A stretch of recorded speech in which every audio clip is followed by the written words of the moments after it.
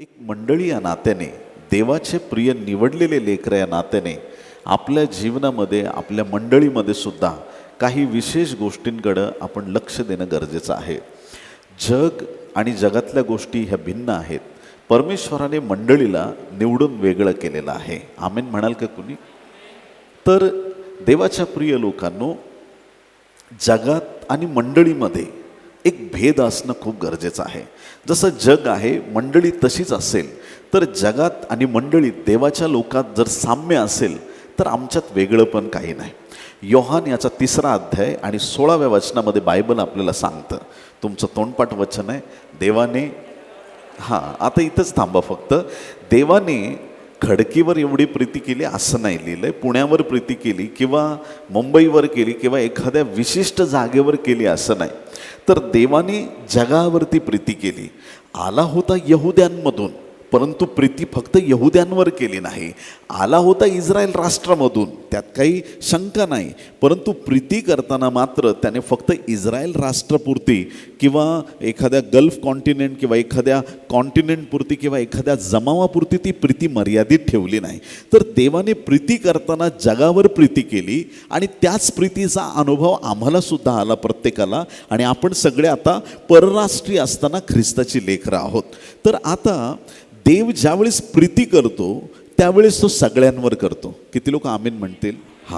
बरं, आता ज्या वेळेस येशू ख्रिस्त मेघावरती आरूढ होऊन येईल, प्रकटीकरण 1 अध्यायाच्या 7व्या वचनात लिहिल्याप्रमाणे, पहा तो मेघासहित येतो, प्रत्येक डोळा त्याला पाहिल, ज्यांनी त्याला भोसकले ते पण पाहतील, सगळे पाहतील, ऊर बडवून घेतील. अशा अनेक गोष्टी बायबलमध्ये आपल्याला पाहायला मिळतात. ज्यावेळेस प्रभू येशू ख्रिस्त येईल, माझा एक तुम्हाला फार सोपा प्रश्न आहे. काय? ज्या देवाने संपूर्ण जगावर प्रीती केली, तो येशू येईल तेव्हा सगळ्याच जगातल्या लोकांना स्वर्गाला घेऊन जाईल का? मग हे रहस्य आम्हाला कळालं पाहिजे. प्रीती करताना जगासाठी, पण घेऊन जाताना फक्त मंडळीला तो घेऊन जाणार आहे. आमेन. म्हणजे याचा अर्थ देव स्वतः जगात आणि मंडळीमध्ये एक भेद ठेवतो. जी रक्ताने धुतली गेली आहे, जी ख्रिस्ताच्या रक्ताने शुद्ध केली आहे, जिला तलम तागाची शुभ्र वस्त्र देण्यात आलेली आहेत, जिला तारणाचा मुकुट दिलेला आहे, जी देवाच्या तेजाने प्रकाशित झालेली आहे, जी सगळ्यात गौरवी आहे. आणि त्या पलीकडे जाऊन मी म्हणेल की मंडळी विश्वसुंदरी आहे, कारण की तिला वचनाच्या सामर्थ्याचं गौरव प्राप्त झालेला आहे. मंडळीला ख्रिस्ताच्या त्या पवित्र आत्म्याच्या सामर्थ्याची कृपादानं प्राप्त झालेली आहेत. मंडळीला देवाच्या तेजाने, देवाच्या गौरवाने भरण्यात आलेलं आहे. आणि म्हणून जग एकीकडं आणि मंडळी एकीकडं. मंडळीचा दर्जा जगात नेहमी उंचावरती राहणार आहे. या ठिकाणी भेद आहे प्रियांनो, आणि हा भेद शेवटच्या काळात चांगल्या प्रखरतेने जगाला दिसणार आहे. ज्यावेळेस मोशेने इस्रायल लोकांना फारोच्या गुलामगिरीतून बाहेर काढलं, फारो तर कठीण मनाचा होता. कधी कधी नेक पेन खूप जास्त झालं आणि सर्वायकल स्पॉन्डेलिसिस झालं तर एक पट्टा देतात. बघितलं असेल तुम्ही, ज्याला पट्टा दिलाय ना त्याला मान वाकवता येत नाही, त्याला नुसतं असंच बोलावं लागतं, है की नाही? फारो तसा ताठ मानेचा होता, बिना पट्ट्याचा ताठ मानेचा होता. आणि त्याला कुणासमोर झुकणं माहीत नव्हतं, त्याला नम्रता, लीनता माहीत नव्हती. फारोला फक्त आज्ञा देणं माहीत होतं, पण आपला मोशे जाऊन त्याला आज्ञा द्यायचा, ए फारो माझ्या लोकांना जाऊ दे. कुणी आमेन म्हणणार आहे का? तुमची ॲथॉरिटी एखाद्या गव्हर्नमेंटपुरती किंवा एखाद्या देशापुरती मर्यादित नाही. माझ्या देवाने तुम्हाला राष्ट्रांवरती नेमलेलं आहे. तुम्ही इथं जे बांधता ते स्वर्गात बांधण्यात येतं. तुम्ही इथं जे मोकळं करता ते स्वर्गात मोकळं करण्यात येतं. तुमचा अधिकार मोठा आहे. फारोने त्या गोष्टी ऐकल्या, मन कठीण केलं आणि किती किती प्रॉब्लेम, त्याचं मन कठीण राहिलं, त्यांचाच नाश होत गेला. तुम्ही जर रॅप्चरची तयारी करत आहात, तुम्ही म्हणत आहात मंडळी उचलली जाणार आहे, तर मंडळी एवढी गौरवी असणार आहे जसं फारोला स्वीकारावं लागलं की तुम्ही लोक जाताना मला पण आशीर्वाद देऊन जा. कठीण मनाच्या फारोला माझ्या देवापुढं झुकावं लागलं. हालेलुया. येशूने वादळाला दटावलं आणि वारा पडला असं सांगतं. बरोबर आहे. वारा पडला, गल्ल्यात पडला, दागोन पडला, सैतान पडला, तुमचे वैरी पडल्याशिवाय तुम्ही वर घेतले जाणार नाही. पेत्राला क्रूसावर जायची वेळ आली, म्हणतो मला असं प्रभूसारखं देऊ नका, मला उलट करून द्या. इथं जीवावर तलवार आली ना तरी हे घाबरणारे लोक नाहीत. आमच्यातलं वेगळेपण आम्हाला कळालं पाहिजे. मग हा वेगळेपणा आम्हाला धरून ठेवायचा आहे. सत्य नेहमी प्रॉब्लेममध्ये येतं, सत्य नेहमी समस्येत येतं. सत्याला दाबण्याचा प्रयत्न केला जातो, सत्याचा विरोध होतो, सत्याला जाच आणि जुलूम यामधून जावं लागतं. पण सत्य हे नेहमी सत्य राहतं आणि विजय हा नेहमी सत्याचा होतो. त्यामुळे जे सत्य तुम्हाला प्राप्त झालं आहे ते सत्य प्रभू येशू ख्रिस्त आहे आणि त्यामध्ये आम्ही शेवटपर्यंत टिकून राहावं ही देवाची इच्छा आहे. आता जगामध्येच दोन प्रकारचे लोक आहेत, म्हणजे दोन घरं आहेत असं म्हणता येईल तुम्हाला. किती घरं आहेत? दोन घरं आहेत. एक घर खडकावरचं आहे, दुसरं घर वाळूवरचं आहे. आणि मग ते 7:24-29 वचनामध्ये ही एक संडे स्कूलपासून आपण शिकत आलेलो जी गोष्ट आहे ती या ठिकाणी लिहिलेली आहे. मग ते 7:24-29 प्रभू येशू ख्रिस्ताने लोकांना प्रोत्साहित करण्यासाठी एक दाखला, एक उदाहरण त्याने दिलं आणि त्याने सांगितलं की एका व्यक्तीने आपलं घर जे आहे ते खडकावर बांधलं आणि दुसऱ्याने ते घर कशावर बांधलं? वाळूवरती बांधलं. दोन्ही घरच आहेत प्रियांनो, दोन्ही पण घर आहेत. एकाने घर बांधलं आणि दुसऱ्याने काहीतरी दुसरी गोष्ट बांधली आहे किंवा जे काही त्याला नको होतं असं काही बांधलं नाही, असं नाही. दोन्ही घरच आहेत. एकाने खडकावर बांधलं, दुसऱ्याने वाळूवर बांधलं. दोघांची घरं ज्यावेळेस पूर्ण झाली असतील, बघणारे म्हणत असतील वाव काय सारखी घरं आहेत, काय सुंदर घरं आहेत. आज धार्मिक आणि अधर्मी यांच्यातला फरक लोकांना कळत नाहीये. मनस्ताप करून घेऊ नका. हा खरा, हा खोटा, हा चुकीचं वचन सांगतो. समय आएगा सबको सच पता चल जाएगा. आमेन. ऐकताय का चर्च? मग आम्हाला काय जबाबदारी आहे की जे सत्य आम्हाला कळालंय त्याच्यात आम्हाला स्थिर राहायचंय. दोन्ही घरं, खडकावरचं घर, वाळूवरचं घर, दोन्ही दिसायला खूप सुंदर आहेत, चांगले सेम कलर मारलेले, सेम कन्स्ट्रक्शन क्वालिटी. एकाच इंजिनियरनी सगळा प्लॅन काढला होता, सेम कलर दिलेले आहेत. एकाच प्लंबरने दोन्ही घराचं काम केलंय, एकाच पेंटरने दोन्ही घराचं काम केलंय, एकाच इंटेरियर डेकोरेटरने दोन्ही घरांचं काम केलंय, एकच व्यक्तीने दोन्ही घराचं फर्निचर केलंय, एकाने टाईल्सचं काम केलंय, एकाच व्यक्तीने दोन्ही घरांचं लाईटिंगचं, इलेक्ट्रिसिटीचं काम केलंय. दोन्हीकडं काम करणारे सेम आहेत. दोन्ही घरं 100% एकसारखी आहे. एकच बदल आहे, एक घर खडकावर, दुसरं घर वाळूवरती आहे. देवाच्या प्रिय लोकांनो, या दिवसामध्ये सगळे चांगले दिसतील, पण ज्यावेळेस प्रभू येईल त्यावेळेस सत्याची आणि असत्याची एक फार मोठी ताटातूट होईल आणि तो दिवस असा असेल की सत्य जगाला प्रकट केलं जाईल. देवाच्या प्रिय लोकांनो, आमचं घर कोणतं हे आम्ही ओळखलं पाहिजे. तो खडक कोण आहे? पत्रांमध्ये खुलासा केलेला आहे. खडक तर येशू ख्रिस्त आहे. धन्य आहे ते लोक ज्यांनी येशूवर आपला विश्वास मजबूत केलेला आहे. धन्य आहे ते लोक ज्यांनी बायबलच्या वचनावर आपला विश्वास ठेवलेला आहे. धन्य आहेत ते लोक जे प्रभूमध्ये मुळावलेले आहेत. हालेलुया. आमचा विश्वास मिरॅकलवर आधारलेला नसावा. माझे शब्द कदाचित खटकतील पण हेच सत्य आहे. आमचा विश्वास प्रॉफेसीवरती आधारित नसावा. आमचा विश्वास एखाद्या गिफ्टवर आधारित नसावा. आमचा विश्वास एखाद्या तात्पुरत्या गोष्टीवर आधारित नसावा. जर विश्वास ठेवायचा आहे तर प्रभूच्या वचनावरती ठेवा, कारण की सगळे अन्य भाषा असतील तरी एक दिवशी संपतील, संदेश असले तरी एक दिवशी संपतील, सगळ्या गोष्टी या जगातल्या असतील जातील, त्या एक दिवशी संपतील. भविष्यवाण्या संपतील आणि संपतील कृपादानं. एक दिवस लोकांना आरोग्याची गरज पडणार नाही, कारण की ज्या वेळेस आम्ही पूर्णतेमध्ये जाऊ आजार आमच्याकडे येणार नाही. सगळे गिफ्ट संपतील, सगळ्या प्रॉफेसी संपतील, पण देवाचं वचन सार्वकालिक राहणार आहे. व्हायचंय मजबूत तर देवाच्या पवित्र वचनामध्ये व्हा. एक ना एक बायबलचा शब्द बारकाईने वाचून काढा. जे बायबल वाचतात, जे बायबलचा अभ्यास करतात, त्यांचा विश्वास कोणीही डगमगू शकत नाही. कारण त्यांच्या दुःखाच्या प्रसंगामध्ये त्यांना हे आठवत नाही ह्या पास्टरच्या मिनिस्ट्रीत हा मिरॅकल झाला, विकास कांबळेंनी प्रेयर केली तो मिरॅकल झाला. त्यांना पहिलं आठवतं माझ्या देवाच्या वचनात लिहिलंय, माझा देव तांबडा समुद्र दुभागणारा देव आहे, माझा देव मृतांना जिवंत करणारा आहे, माझा देव चिन्ह चमत्कार करणारा आहे. माझ्या देवाच्या वचनात लिहिलंय म्हणून माझी परिस्थिती बदलणार आहे, माझ्या जीवनात आशीर्वाद येणार आहे. वचनाकडे जास्त फोकस द्या. कुणी आमेन म्हणाल का? जे घर खडकावर बांधलंय, खडक एक मजबूतीचं एक चिन्ह आहे प्रियांनो, आणि वाळू कधी निसटून जाईल सांगता येत नाही. देवाच्या प्रिय संतगणांनो, बायबलचं वचन 2 पायांबद्दल सांगतंय. मग आज जगाचं जाऊ द्या, आपल्या कुटुंबापासून, आपल्या मंडळीपासून आपण सुरुवात करूया.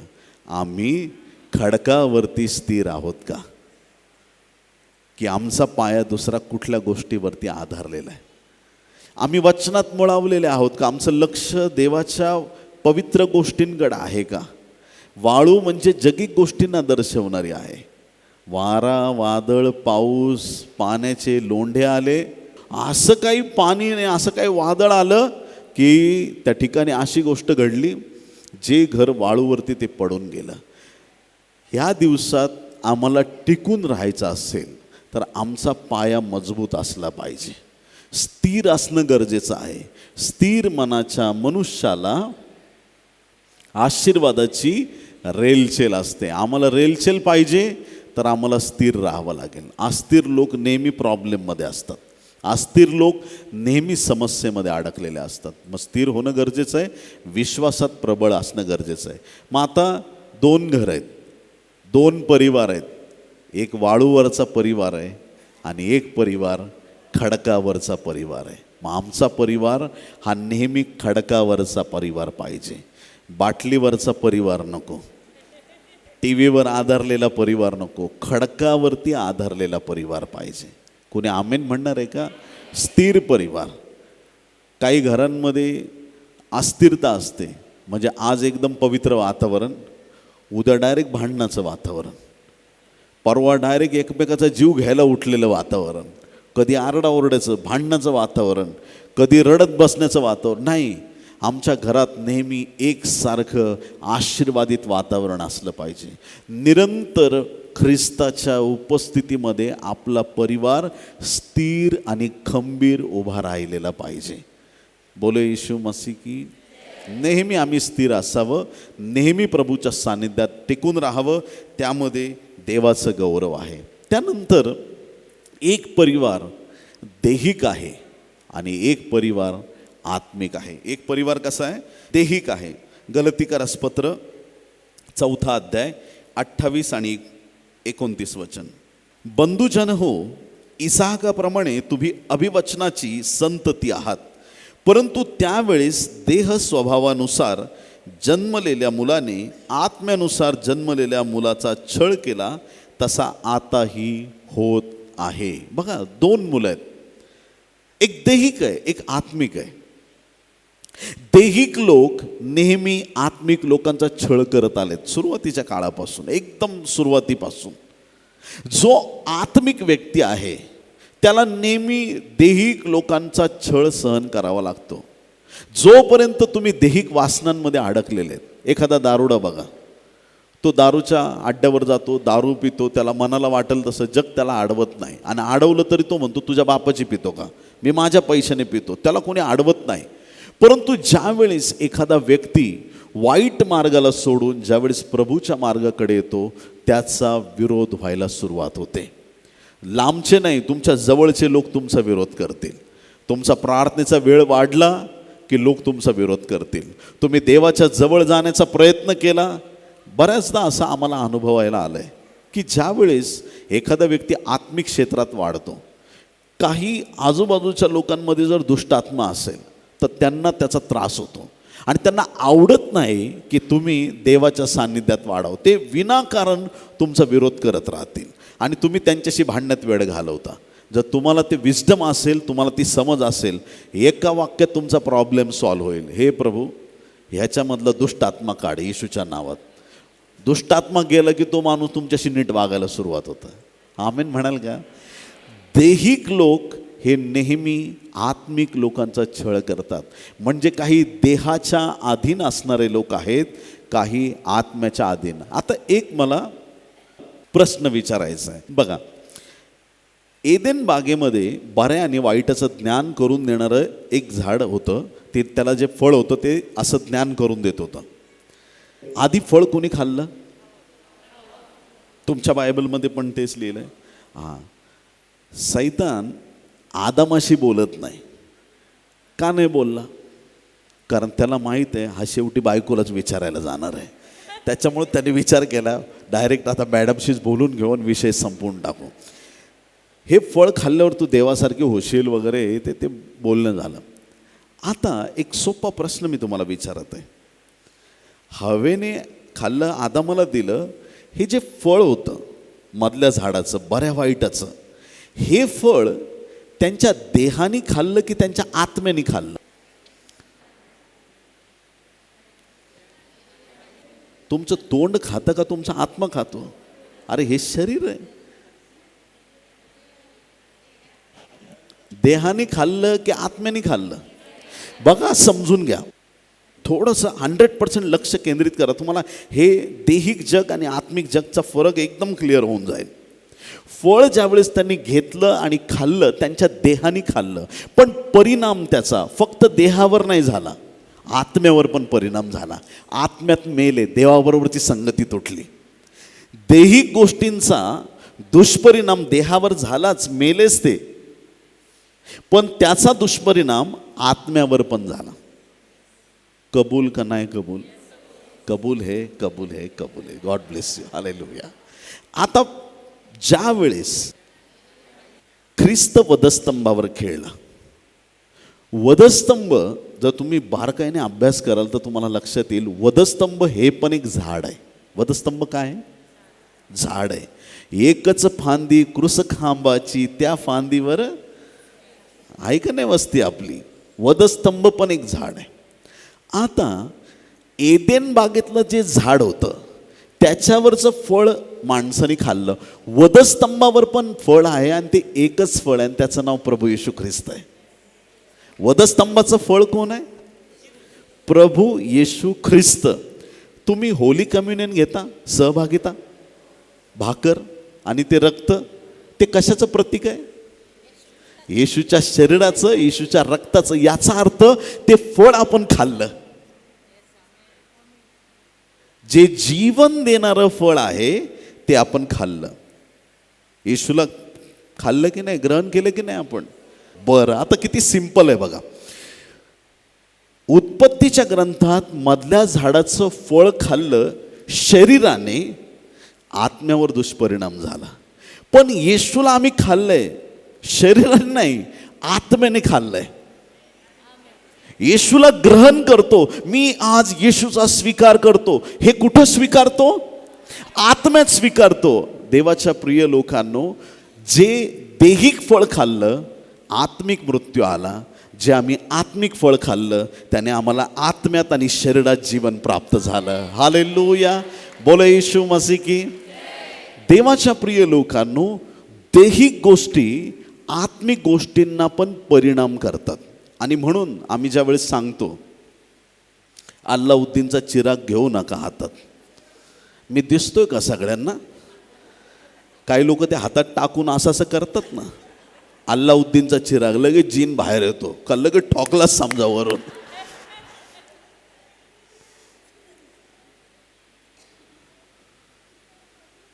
हे तंबाखू, दारू, सिगारेट, विडी, चरस, गांजा, काय असतील ते प्रकार, ड्रग्ज बिग सगळे, हे आत्म्याला देतो की शरीराला?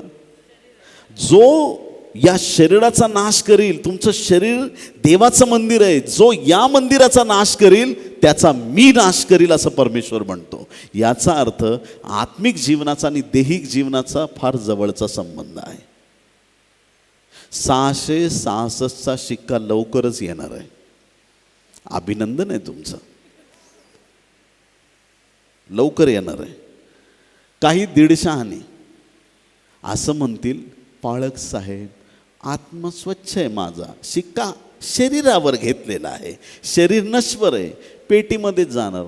शरीराला काही केलं तरी चालतं पास्टर, शरीराने व्यसन केलं तरी काय, हे शरीर आहे, हे इथंच सोडायचं आहे. आत्मा स्वच्छ पाहिजे नाही. जर तुम्ही ख्रिस्ताची लेकरं आहात, तुम्हाला शरीर पण स्वच्छ पाहिजे आणि आत्मा पण स्वच्छ पाहिजे.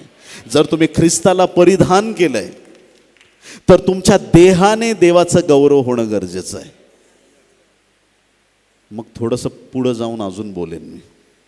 या शरीरावरती गोंदवलेलं चालत नाही. आजकालची लेकरं काय हेअरस्टाईल आणि काय कपडे. एका मीटिंगमध्ये एक वर्षीपर आला होता. सॉरी टू से, पण ज्याच्या पुढच्या शेंगा खाण्याची वेळ आली होती ना उदळ्या पुत्राला, त्या जनावरासारखे केस.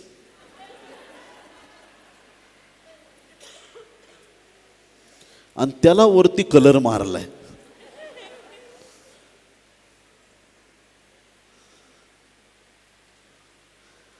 तुमच्याकडं बघून कळालं पाहिजे तुम्ही ख्रिस्ताला परिधान केलेले लोक आहेत.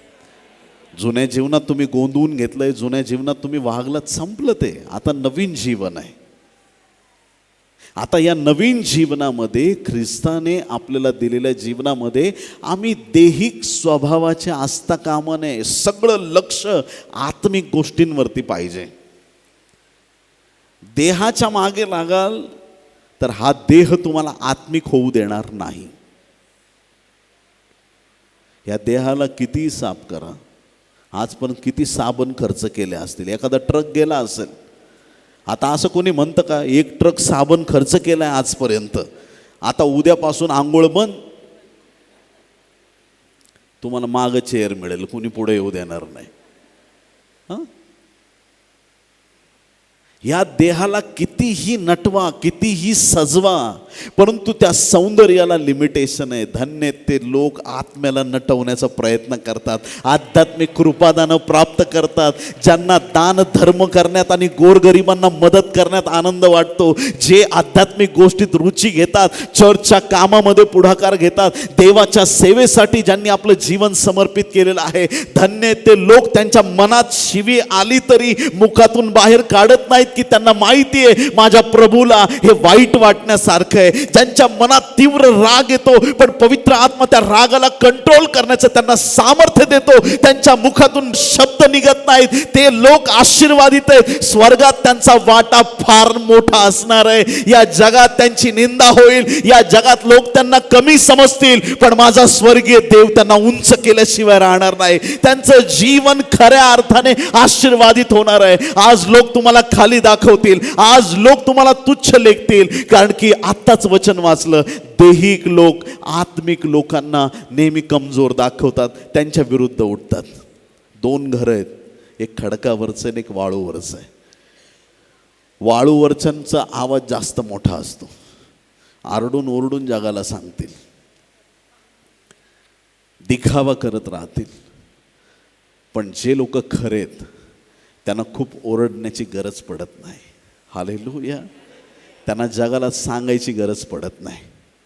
अंधारामध्ये प्रकाश आल्यानंतर प्रकाशाला ओरडावं लागत नाही, हे अंधारा चल निघून जा, त्याला बोलायची गरज नाही. प्रकाश आला की अंधाराला जावं लागतं. हालेलुया. म्हणून एक सत्यता, आत्मिक जीवन आपल्याकडं असणं गरजेचं आहे. शेवटचा काळ आहे आणि या शेवटच्या काळात 2 गोष्टींमध्ये भेद दिसणार आहे. खडकावरचं घर कोण आहे, वाळूवरचं घर कोण आहे. कोण आहेत ते लोक जे आत्मिक जीवनाला जास्त प्राधान्य देतात, कोण आहेत ते लोक जे दैहिक गोष्टींचा त्याग करतात. दैहिक गोष्टी, देहाची कर्म, देवाला न आवडणाऱ्या गोष्टी, त्या गोष्टींपासून नेहमी दूर राहिलं पाहिजे. योहान 15 अध्याय आणि 18 वचन. योहान 15 आणि 18. जग जर तुमचा द्वेष करते तर तुमचा द्वेष करण्यापूर्वी त्याने माझाही केला आहे हे तुम्हाला माहीत आहे. जगाने येशूचा द्वेष केला, ते तुमचा पण द्वेष करतील, तुमच्या विरुद्ध बोलतील, तुमच्या विरुद्ध राहतील, परंतु ते विरुद्ध आहेत याचा अर्थ असा नाही की तुम्ही निराश व्हावं. ज्यांच्या जोडीला परमेश्वर आहे त्यांना कुणाचाही विरोध झाला तरी त्यांना भीती वाटत नाही. हालेलुया. सगळं जग एका बाजूला, आणि जर आमच्याकडं येशू ख्रिस्त आहे, आमच्या पक्षाचा आहे, तर आम्हाला कोणालाच घाबरण्याची गरज नाही. स्थिर राहा, हिम्मत धरा, घाबरू नका. आमचा पाया कुठं आहे, आम्ही दैहिक आहोत की आत्मिक आहोत हे आम्हाला कळालं पाहिजे. देवाच्या प्रिय लोकांनो, 28 ऑक्टोबर 312 एक युद्ध झालं होतं, आणि हे युद्ध कॉन्स्टंटाईन द ग्रेट, एक रोमन सम्राट होता, त्याच्यामध्ये आणि मॅक्सिटियस ह्या दोघांमध्ये ते युद्ध झालं होतं. आणि कॉन्स्टंटाईन त्यावेळेस काही येशूला मानणारं किंवा म्हणजे रोमी लोक तर विरोधातच होते, परंतु कॉन्स्टंटाईनला एक दर्शन झालं, आणि त्या दर्शनात कॉन्स्टंटाईनने असं पाहिलं की आकाशामध्ये त्याला क्रूसाची खून दिसली, आणि त्याला क्रूसाची खून दिसली, आणि त्याला आवाज आला की कॉन्स्टंटाईन, वधस्तंभ हे विजयाचं चिन्ह आहे. तुझ्या सगळ्या सैन्याच्या ढालींवरती येशूच्या क्रूसाची खून लाव, मी तुला विजय देईल. तुम्ही ऐकलं मी काय बोललो? आणि कॉन्स्टंटाईनने त्याच्या सर्व सैन्यांच्या ढालीवरती क्रूसाची खून बनवून घेतली, आणि 312 साली झालेल्या त्या युद्धामध्ये देवाने कॉन्स्टंटाईनला विजयी केलं. प्रियांनो, किती लोक आमेन म्हणणार आहेत? आता बऱ्याचदा आम्ही पाहतो की ज्या गोष्टी तुम्ही दैहिक क्षेत्रात करता त्याचा इफेक्ट आत्मिक क्षेत्रावरती होतो. तुम्ही दैहिक रीतीनं जगाच्या समोर तुम्ही काय करता हे फार महत्त्वाचं आहे. देहाने सुद्धा आम्ही देवाचंच गौरव केलं पाहिजे, कारण की फक्त आत्मा देवाचा आहे असं म्हणून चालणार नाही. आपण सर्वस्वी परमेश्वराचे आहोत. हालेलुया. आणि जर आम्हाला विजयी व्हायचं आहे तर आम्हाला ख्रिस्ताला धारण करावं लागेल. आमच्या देहाने सुद्धा देवाचं गौरव झालं पाहिजे, आमच्या आत्म्याने सुद्धा देवाचंच गौरव झालं पाहिजे.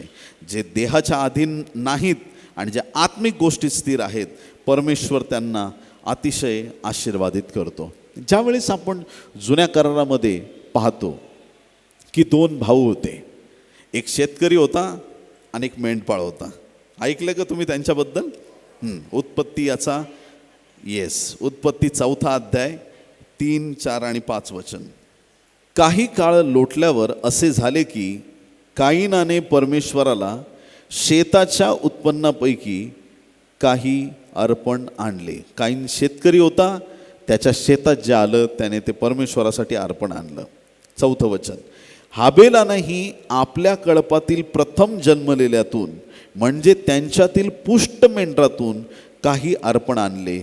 परमेश्वराने हाबेल व त्याचे अर्पण यांचा आदर केला. आमेन. तो मेंढपाळ आहे, त्याने मेंढरू आणलं, पण काईन व त्याचे अर्पण यांचा त्याने आदर केला नाही, म्हणून काईन संतापला व त्याचे तोंड उतरले. दोघं आहेत, एक शेतकरी आहे, एक मेंढपाळ आहे. देवाच्या प्रिय लोकांनो, एकाचं अर्पण मान्य झालं, एकाचं मान्य झालं नाही. देव पक्षपाती नाही आहे. देव दया करणारा, कृपा करणारा देव आहे. परंतु ज्यावेळेस आपण प्रभूकडे येतो, आम्ही कोणत्या वृत्तीनं प्रभूकडे आलेलो आहोत हे जास्त महत्त्वाचं आहे. जे लोक सत्यतेने प्रभूच्या सानिध्यात चालतात त्यांच्या गोष्टी परमेश्वराला मान्य होतात प्रियांनो. परंतु असत्याने चालणं, दैहिक रीतीनं चालणं, रागाच्या द्वेषाच्या अधीन असणं, देवाला न आवडणाऱ्या गोष्टी करणं, त्या ठिकाणी परमेश्वराला त्या मान्य होत नाहीत. काईनाचं अर्पण, त्याने देवाला उत्पन्न दिलं आपलं, परंतु ते परमेश्वराने मान्य केलं नाही. आणि पुढं ज्यावेळेस आपण पाहतो त्याचा स्वभाव कसा बाहेर आला आणि काईनाने हाबेलाचा कसा खून केला हे आपल्याला पाहायला मिळतं. दैहिक लोक आत्मिक लोकांना नेहमी छळत असतात. माइंडमध्ये एकदम फिक्स करून घ्या. जर तुम्ही आत्मिक लोक आहात आणि जर तुमचा छळ होत आहे तर बायबल तुम्हाला सांगतं की स्वतःला धन्य समजा. किती लोक आमीन म्हणणार आहेत? काही ठिकाणी तुम्ही ऑफिसमध्ये सांगा मी ख्रिश्चन आहे आणि गुड फ्रायडेपासून ईस्टर संडेपर्यंत आम्ही लोक बिझी आहोत, 3 दिवस मी येणार नाही. ऑफिसमध्ये सगळ्यांना कळालं तुम्ही ख्रिश्चन आहेत, त्या दिवसापासून लोक तुमचा द्वेष करायला सुरुवात करतील. आणि जर तुमचा द्वेष होत असेल तर स्वतःला धन्य समजा, कारण तुमचा द्वेष येशूच्या नावासाठी होत आहे. तुमचे शेजारचे लोक, तुमचे नातेवाईक तुमच्या विरोधात जात असतील आणि जर येशूमुळे लोक तुमच्या विरोधात आहेत तर तुम्ही धन्य लोक आहात.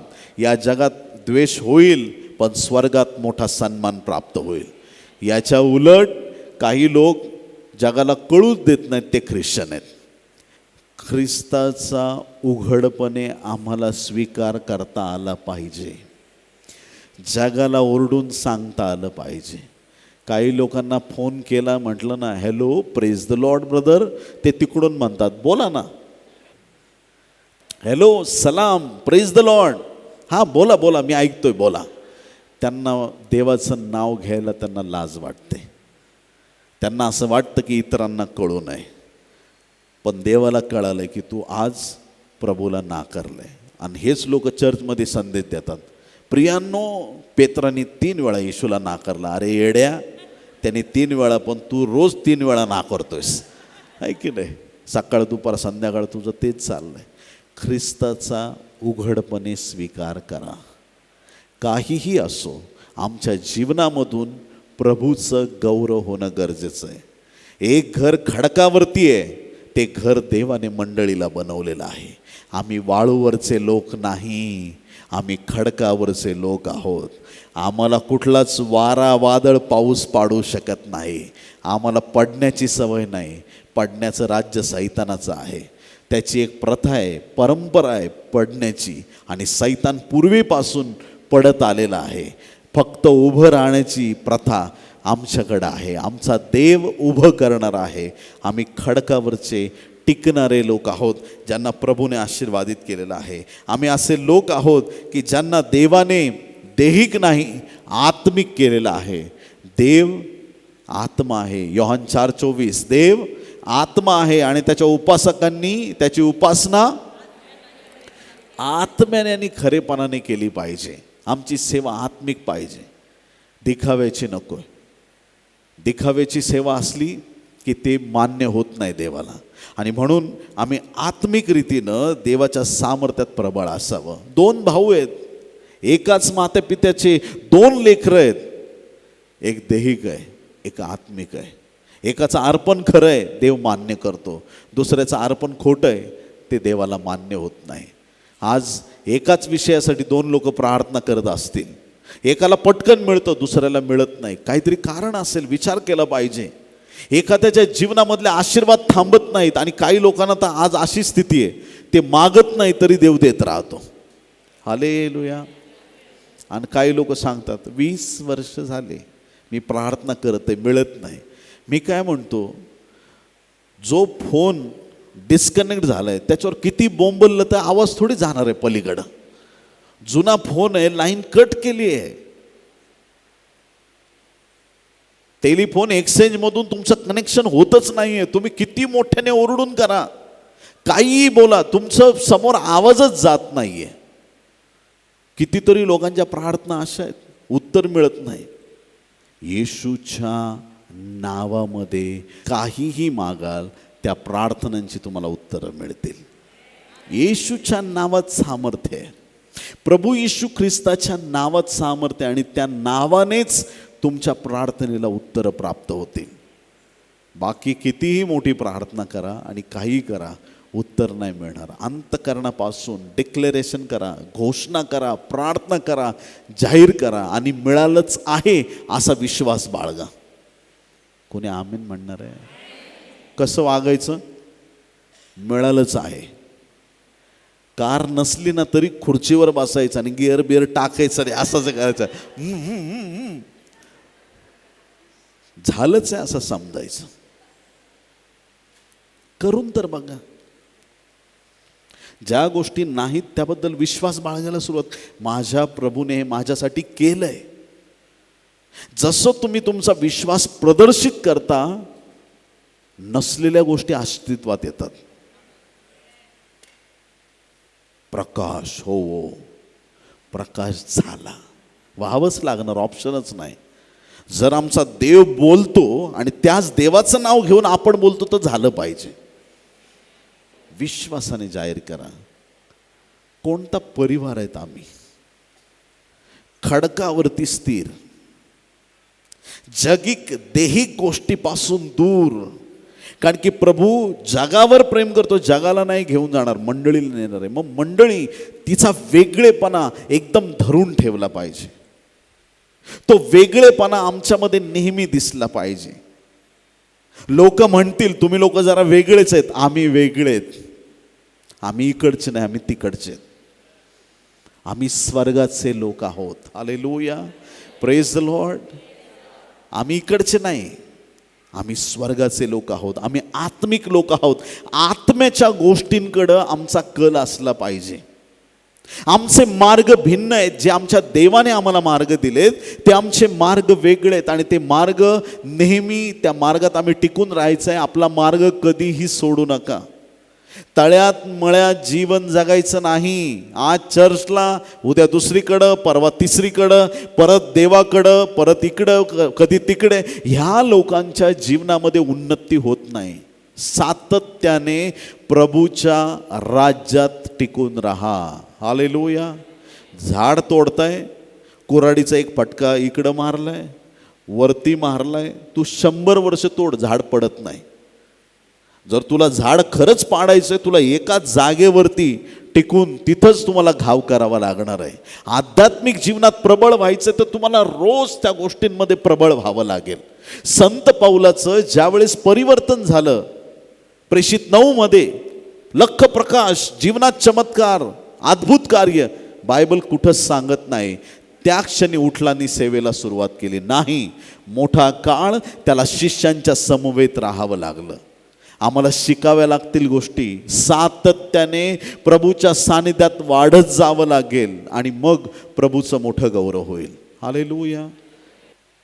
आज आम्हाला जगाला दाखवण्याच्या गोष्टी नाही करायच्यात. आज आम्हाला मंडळी म्हणून स्वतः आध्यात्मिक गोष्टीत परिपक्व आणि भक्कम व्हायचं आहे. देहिक गोष्टीकडून नजर हटवायची आहे. एक शेतकरी, एक मेंढपाळ आहे. मेंढपाळाचं अर्पण मान्य झालं. जो आत्मिक आहे त्याच्या गोष्टी देवाला मान्य होतात. देहिक गोष्टी तुम्ही कितीही केल्या, दिखाव्याच्या गोष्टी कितीही केल्या, जगाला दाखवत काही गोष्टी केल्या, काहीच उपयोग होत नाही. हालेलुया.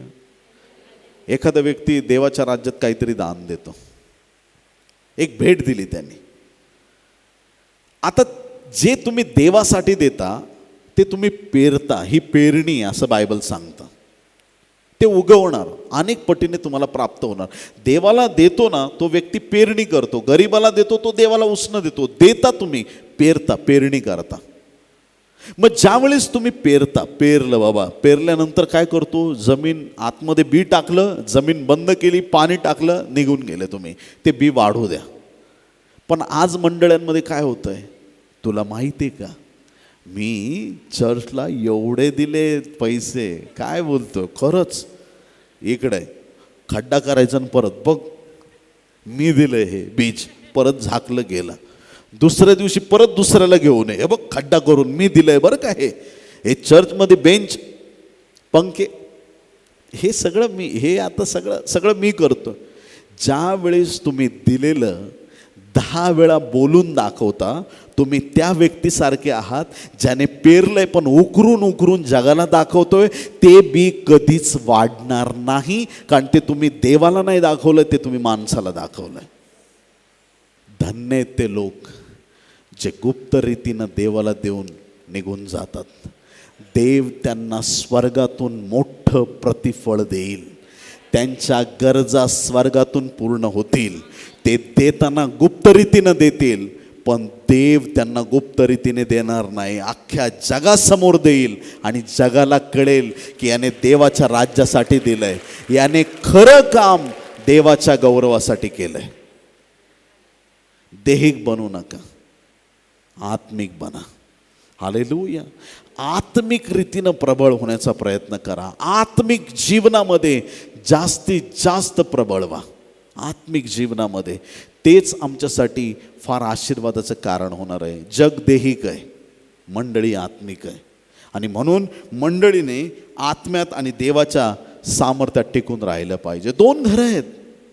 आता जे घर खडकावरती आहे आणि जे घर वाळूवरती आहे, तुम्ही ज्यावेळी चालत चालत जाताना जे घर खडकावर आहे त्याच्यासमोरून त्या घरातून तुम्हाला वेगळ्या रीतीचे आवाज येतात. आणि जे घर वाळूवरती आहे त्या घराच्या दारातून जाताना तुम्हाला वेगळ्या रीतीचे, दोन्ही घरातून येणारे आवाज वेगळे आहेत. एका घरातून गोंधळ, भांडणं, मारामाऱ्या, नको नको ते आवाज तिथून येतात. आणि दुसरीकडून गेले की देवाचे गाणे, प्रार्थना, वचन, चांगल्या चांगल्या गोष्टी ऐकायला येतात. दोन्ही घरं आहेत प्रियांनो. दोन्ही घरांमधून वेगवेगळे आवाज ऐकायला येतात. नीतिसूत्रे 17:1. एखाद्या घरात मेजवानीची चंगळ असून, मेजवानीची चंगळ म्हणजे एकदम पैशावाला घराणं, एकदम श्रीमंत, चंगळ. एखाद्या घरात मेजवानीची चंगळ असून त्यात कलह असला तर त्यापेक्षा शांती असून कोरडा तुकडा मिळाला तरी तो बरा. आमेन. एखाद्या घरामध्ये भरपूर मेजवानी आहे, पण तुम्ही त्या मेजवानीत सहभागी होत आहे, पण आजूबाजूला घरात खूप कलह आहे, भांडण तंटे, रुचकर जेवण पण तुम्हाला चविष्ट लागणार नाही. तुम्ही म्हणाल की पुण्यातल्या सगळ्यात उत्तम हॉटेलमधून आज आम्ही जेवण मागवलंय, बेस्ट, आमच्या इथलं एकदम चांगलं जेवण आहे, पण त्या जेवणाच्या ताटावर तुम्ही बसलायत आणि आजूबाजूला फक्त भांडणं चालली आहेत, तो घास तुम्हाला चविष्ट लागणार नाही. तो किती रुचकर असो, किती चविष्ट असो, किती स्वादिष्ट जेवण असो, त्या जेवणाची तुम्हाला चव लागणार नाही. पण एखादं घर असेल, झोपडं असेल छोटंसं, पण तिथं जर शांती असेल तर मिरची, भाकर, काही पण तुम्ही खा, तुम्हाला ते रुचकर लागेल. का? कारण त्या घरामध्ये शांती आहे. खूप गरजेचं आहे. देवाच्या प्रिय लोकांनो, वाळूवरचा महाल असला तरी आम्हाला नको आहे, पण आम्हाला जे असेल ते खडकावरचंच पाहिजे, टिकणारं आणि सत्यतेमध्ये चालणारं पाहिजे. देवाच्या सानिध्यातला परिवार पाहिजे, देवाच्या गौरवातला परिवार पाहिजे. घरादारातले कलह 100% थांबले पाहिजेत. आमेन. देवाच्या प्रिय लोकांनो, आज देहिक आणि आत्मिक जगामध्ये एक खूप मोठी तफावत आहे. देवाने मंडळीला आत्मिक केलेलं आहे. दोन घरं आहेत. खडकावरचं घर बनून स्थिर राहा. देहिक बनू नका. देहिक लोक म्हणजे वाळूवरचे आहेत, आम्ही आत्मिक लोक आहेत. आज आमचं अर्पण देवाला मान्य झालं पाहिजे. आमचं वागणं, बोलणं, आमचा प्रत्येक शब्द देवाच्या गौरवासाठी असला पाहिजे. आमचं जीवन प्रभूच्या राज्यासाठी असलं पाहिजे. जे घर आहे, ज्या घराला वाळूवरती ठेवलेलं आहे, ते घर नेहमी गोंधळाने, वाईट गोष्टींनी भरलेलं असतं. वाईट गोष्टी तिथं चालतात. नीतिसूत्रे 21 आणि 9, नीतिसूत्रे 25 आणि 24, दोन्ही एकदम आयडेंटिकल वचन आहेत, 100% सेम. दोन्ही, एक शब्दाचाही बदल नाही. नीतिसूत्रे 21:9, नीतिसूत्रे 25 आणि 24, दोन्हीकडं सेम वचन दिलेलं आहे, एकदम ॲक्युरेट, तंतोतंत. भांडखोर बायको बरोबर,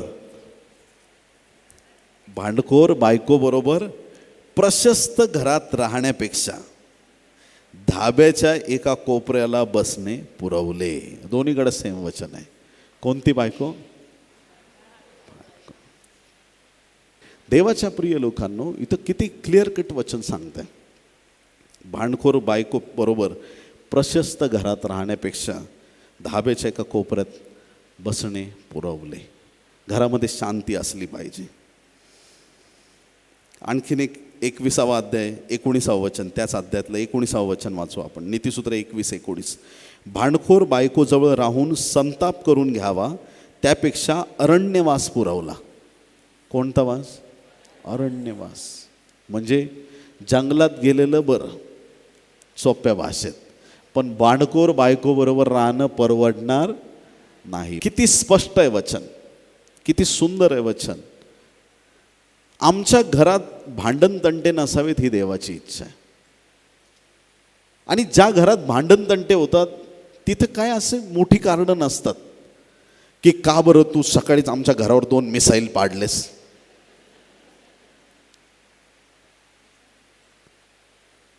का आमच्या तेलाच्या सगळ्या विहिरी जाळून टाकल्यास, असं काही मोठी कारणं नसतात. एकदम काहीतरी असं घडलंय, तुम्हाला सांगितलं होतं ती गोष्ट तिथं ठेवा, तुम्ही का नाही ठेवली. ह्याच छोट्या गोष्टी.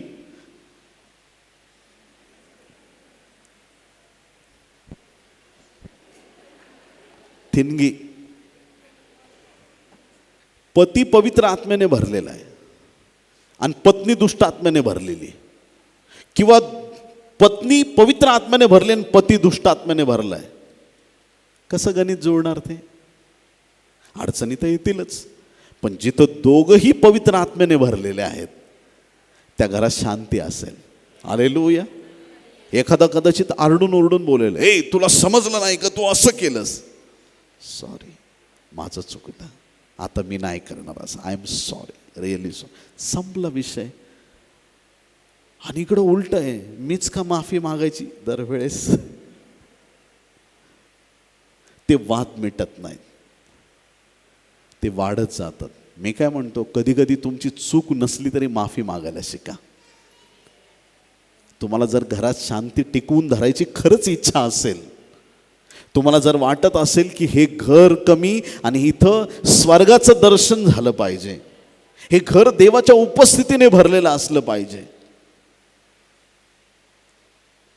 ती सगळी वाढणारी भांडणं तुम्ही जागेवर कंट्रोल करू शकता.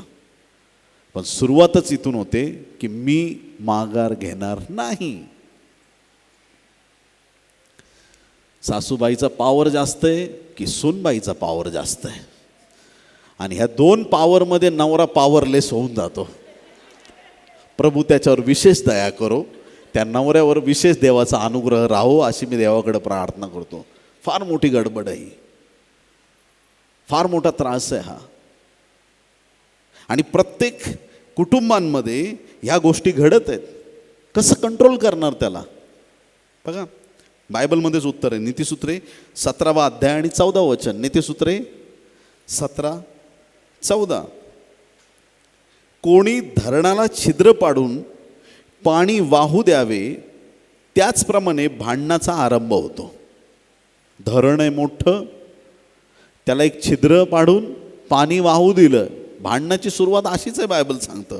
म्हणून भांडण पेटण्यापूर्वी बाचाबाची सोडून द्यावी. तुम्हाला कोणता शांतीसाठी क्लास लावायची गरज नाही आहे. आमच्या घरात कशी शांती येईल आम्हाला जरा गायडन्स करा. हे बायबल वाचा, सगळं तिथंच आहे. धरणाला छिद्र पाडलंय, तिथून थोडं पाणी येतं, थोड्या वेळाने जास्त पाणी येईल. तुम्हाला कळतं हे भांडणं वाढणार आहेत. सुरुवातीलाच तुम्ही थांबवले तर ते पुढं वाढणार नाही. पण तुम्हाला वाटतं की वाढावेत, ते वाढतील.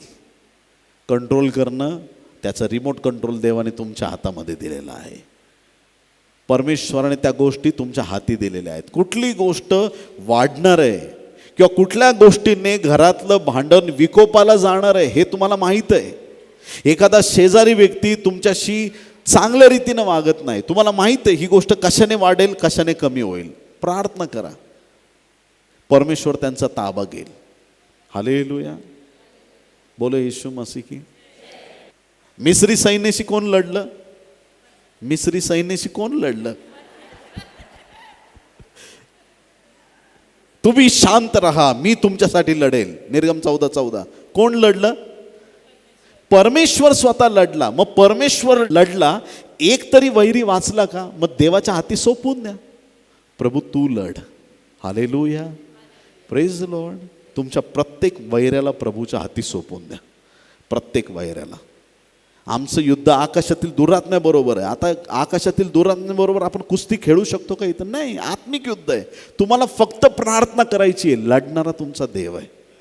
2 घरं आहेत. एक खडकावरचं घर आपल्याला बनायचं आहे, आत्मिक घर आपल्याला बनायचं आहे, ज्याचे सगळं अर्पण प्रार्थना स्वर्गात मान्य होतील. ते घर आपल्याला बनायचं आहे. आपल्याला ते घर बनायचं आहे की ज्या घरात नेहमी शांती असेल. एखाद्या धरणाला, एखाद्या डॅमला एक होल पाडून तिथलं पाणी वाहू द्यावं, तसं ती भांडणं आहेत. थोडंसं पाणी वाढतंय, पुढं अख्खा डॅम तुटू शकतो, घरं विस्कळीत होऊ शकतात. जिथं सुरुवात झाली आहे तिथंच ते आम्हाला थांबवता आलं पाहिजे. आणि मग बघा घरामध्ये काय वातावरण तयार होतं. स्तोत्रसंहिता 118 आणि 15 वचनात काय वचन सांगतं? 118:15 स्तोत्र. उत्सवाचा व तारणाचा शब्द नीतिमानाच्या वस्तीत आहे, परमेश्वराचा उजवा हात पराक्रम करतो. उत्सवाचा आणि तारणाचा आवाज, देवाचा जय जयकार धार्मिकाच्या घरामध्ये ऐकायला येईल. प्रियांनो, चांगल्या गोष्टी ऐकायला येईल, वादविवाद आणि भांडण ऐकायला येणार नाही. आमचं घर हे नेहमी देवाच्या गौरवाचं स्थान बनलं पाहिजे. आमच्या कुटुंबात नेहमी प्रार्थना होत राहिल्या पाहिजेत. लोक येतील जातील दारावरून, त्यांना देवाची गीतं आणि देवाचं गौरव ऐकायला मिळालं पाहिजे. ज्या घरात निरंतर देवाचं गौरव होतं आहे त्या घरामध्ये वादविवाद आणि कलह कधी होऊ शकत नाहीत. त्या घरामध्ये कुठलंही सैताने अडखळणं येणार नाही. ते सतत घर देवाच्या शांतीने, देवाच्या सामर्थ्याने, देवाच्या गौरवाने भरलेलं असणार आहे. याच्यापैकी एक घर जे खडकावर उभं आहे ते घर कधीही दिखावा करत नाही. किती लोक आमेन म्हणणार आहेत? दिखाव्याचं जीवन जगायचं नाही. हालेलुया. दिखावा केलेलं जे काम आहे ते थोड्या वेळापुरतं असतं. दिखावा टेम्पररी असतो. चिक्कूचं झाड आहे. कसलं झाड आहे? चिक्कूचं. चिक्कूला राग आला एकदम. काय यार नुसतं चिक्कू चिक्कू चिक्कू, एकदम कंटाळा आला मला. थोडा जरा चांगले ॲपल वगैरे पाहिजे होते माझ्या झाडावरती, थोडं जरा अजून आंबे वगैरे पाहिजे होते. काय काय काय करू? मग त्या झाडाने काय केलं की आंबे विकत आणले, इतर फळं विकत आणले आणि चिकटवले झाडाला. आता चिकूच्या झाडावरती आंबे.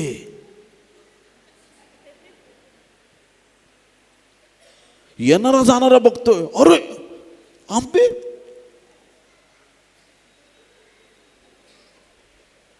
भारी, क्या बात आहे. चिक्कूच्या झाडावरती फणस, वाव क्या बात.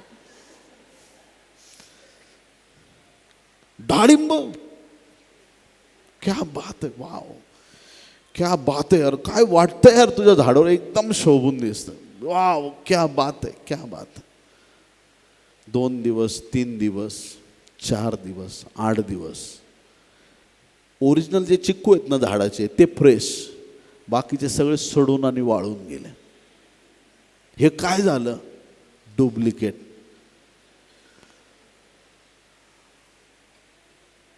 जे तुमचं नाही ते ओढून घेऊ नका, आणि जे तुमचं आहे ते आनंदाने स्वीकारा आणि त्यात देवाचा गौरव करा.